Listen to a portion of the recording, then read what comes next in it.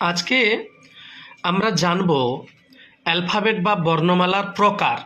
মনে রাখতে হবে অ্যালফাবেট বা বর্ণমালা দুই প্রকার, একটি হলো ভাওয়েল বা স্বরবর্ণ, অপরটি হলো কনসনেন্ট বা ব্যঞ্জন বর্ণ।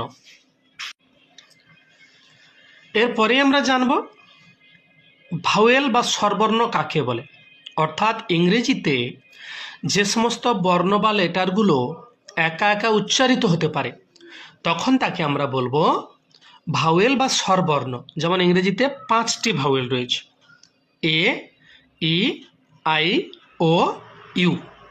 আর কনসোনেন্ট বা ব্যঞ্জন বর্ণ কি? ইংরেজিতে যে সমস্ত বর্ণ বা লেটারগুলো স্বাধীন নয়, অর্থাৎ যারা একা একা উচ্চারিত হতে পারে না, তাদের আমরা বলবো কনসোনেন্ট বা ব্যঞ্জন বর্ণ।